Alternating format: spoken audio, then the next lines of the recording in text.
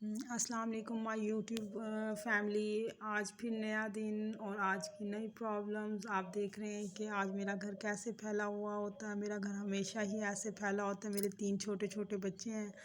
बहुत गंदा घर होता है। चलें सब छोड़ें, आए नाश्ते की तरफ चलते हैं।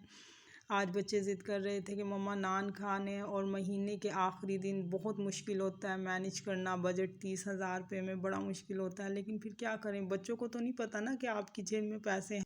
बच्चों को तो अपने मुंह के जायके से मतलब होता है। उन्हें नहीं पता कि आपकी जेब में पैसा है या नहीं है। उन्हें तो बस मुंह के जायके से मतलब होता है। फिर उनकी ख्वाहिशात को देखना भी पड़ता है कि हमारे पास पैसे तो दोबारा वापस आ सकते हैं, लेकिन बच्चों का बचपन वापस नहीं आ सकता। इसलिए मैं कोशिश करती हूँ कि अपने बच्चों की जितनी भी जायज़ ख्वाहिशात हों पूरी की जाए।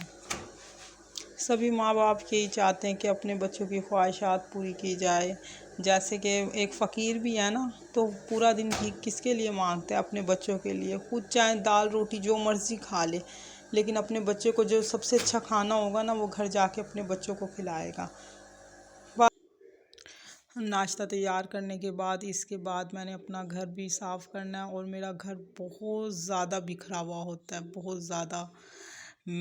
मतलब कि कोई हाल नहीं होता देखने वाला। 3 छोटे छोटे बच्चे और छोटे घर में रहना बहुत मुश्किल होता है। ना ही आपके पास चीज़ें रखने की जगह होती है।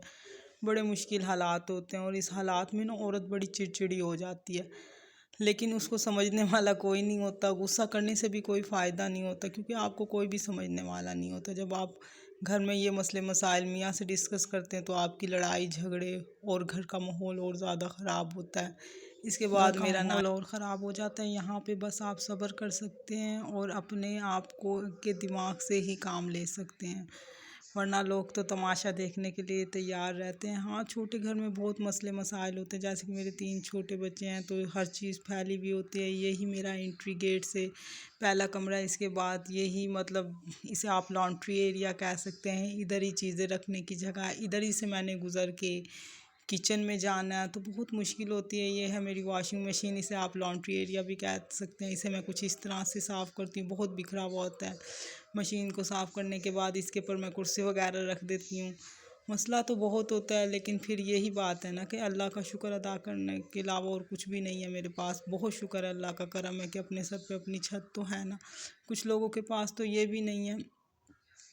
मैं क्या करती हूँ, मेरे पास कोई जगह नहीं है, मेरे पास लॉन्ड्री एरिया कुछ रखने की जगह नहीं है। मैं क्या करती हूँ, एक दरवाज़ा खोलती हूँ, उसके पीछे झाड़ू, अपना वाइपर, अपनी डस्ट प्लेट, सारा कुछ पीछे रख देती हूँ। क्योंकि सामने फैली हुई चीज़ें ना बहुत बुरी लगती हैं। आप जितना भी साफ़ कर लो, अगर ये वाइपर, डस्ट प्लेट, झाड़ू अगर ये सामने पड़ी हुई है ना, तो कभी भी आपका एरिया नीट एंड क्लीन नज़र आ ही नहीं सकता। अगर आपके घर छोटा है, वहाँ पे गुस्सा करने की बजाय, चिड़चिड़ा होने की बजाय, आपको अपने दिमाग का इस्तेमाल करना है और समझदारी का इस्तेमाल करना है कि आप अपने एरिया को किस तरह नीट एंड क्लीन रख सकती हैं।